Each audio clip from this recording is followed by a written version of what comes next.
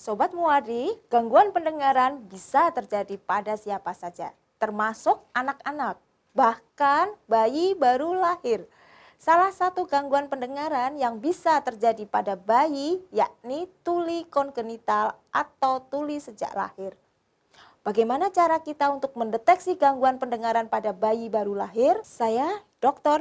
Novi Primadewi, spesialis THT konsultan neurologi RSUD Dr. Muwardi. Simak kata doktermu sampai akhir.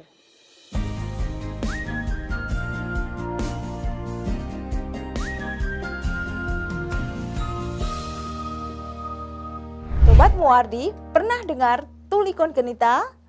Tuli kongenital atau tuli sejak lahir ini merupakan kondisi hilangnya pendengaran bayi yang muncul sejak bayi lahir.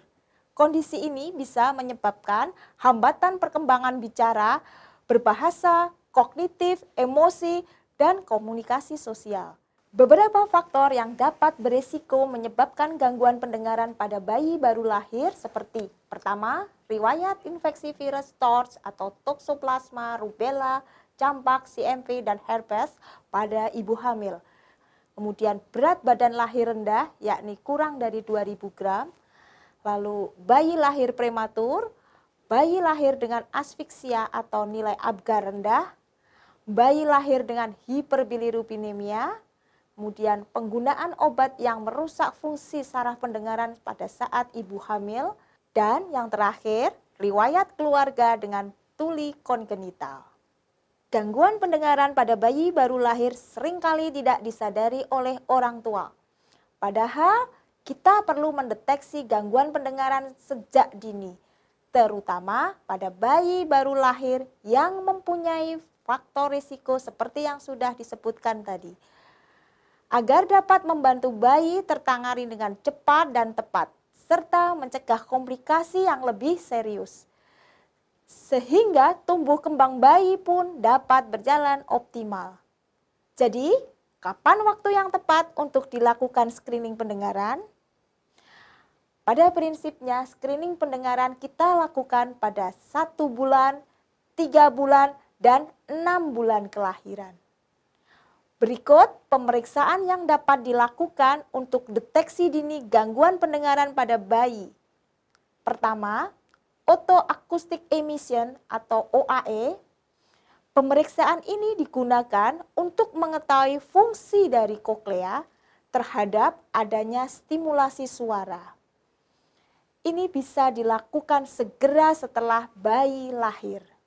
Kedua, Brainstem Evoked Response Audiometry atau BERA, yaitu pemeriksaan dengan melihat respons sistem saraf pendengaran dan batang otak bayi pada saat dilalui rangsangan bunyi.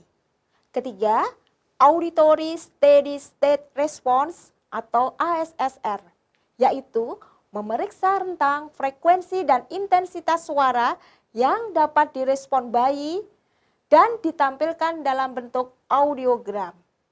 Keempat, timpanometri frekuensi tinggi untuk mengetahui kondisi telinga tengah bayi.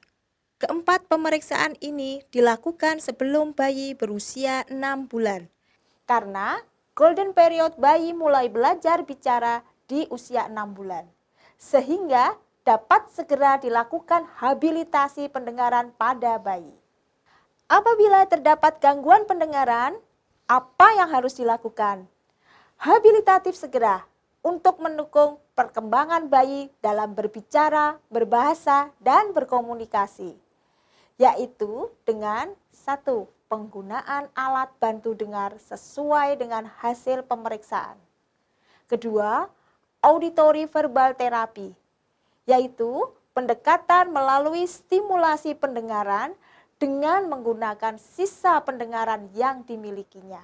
Ketiga, jika dalam 1 tahun penggunaan alat bantu dengar kurang memberikan perkembangan yang optimal, maka dapat dilakukan cochlear implant. Sobat Muwardi, apabila menjumpai bayi baru lahir yang mempunyai faktor risiko seperti di atas, jangan ragu untuk segera membawa si kecil ke dokter.